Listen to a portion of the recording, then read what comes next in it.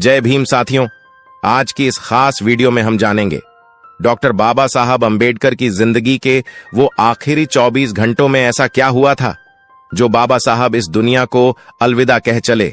साथ ही आपको बाबा साहब की दूसरी पत्नी ने इस बारे में क्या कहा है वो भी आपको बताएंगे। तो दोस्तों, वीडियो के अंत तक हमारे साथ बने रहें। हमारे देश के सबसे पहले विधि एवं कानून मंत्री बनने वाले बाबा साहब भीमराव अंबेडकर को तो आप सब जानते ही होंगे कि उन्होंने किस तरह बचपन से ही दलित होने का अपमान सहा है, परंतु फिर भी वे संघर्ष करते रहे और अपना अस्तित्व बनाते हुए आगे पढ़ाई कर संविधान निर्माण कर पूरे देश को यह बता दिया कि व्यक्ति की प्रतिभा महत्वपूर्ण होती है, न कि उसकी जाति।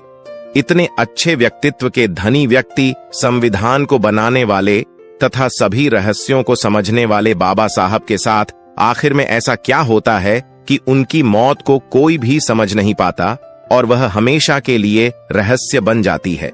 आज हम इसी बात का इस वीडियो में पर्दाफाश करने वाले हैं। हालांकि उनकी दूसरी पत्नी सविता अंबेडकर पर बाबा साहब की हत्या के भी आरोप लगाए गए, लेकिन उसका भी कुछ निष्कर्ष नहीं निकाला। तो आइए इस वीडियो में हम इन्हीं सब रहस्यों को समझने की कोशिश करते हैं।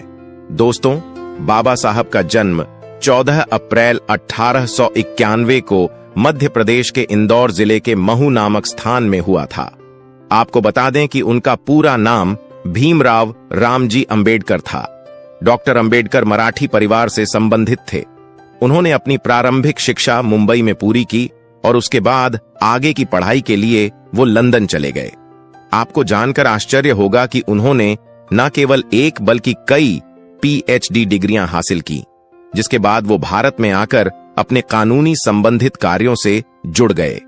वे दलित का दर्द समझते थे, इसीलिए बाबा साहब ने अपना पूरा जीवन दलितों के उत्थान के लिए ही समर्पित कर दिया। आगे चलकर सामान्य के लिए आरक्षण व्यवस्था पर भी इन्हीं के द्वारा ही जोर दिया गया था।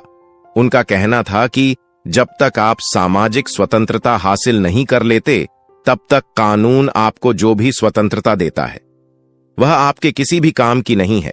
आपको बता दें कि बाबा साहब को डायबिटीज, ब्लड प्रेशर, अर्थराइटिस जैसी बीमारियां थीं, जिसके कारण उनका सफर बहुत मुश्किल रहा और शरीर भी बेहद कमजोर हो गया था। यहां तक कि अर्थराइटिस के कारण वह कई रातों तक बिस्तर पर दर्द से परेशान रहते थे।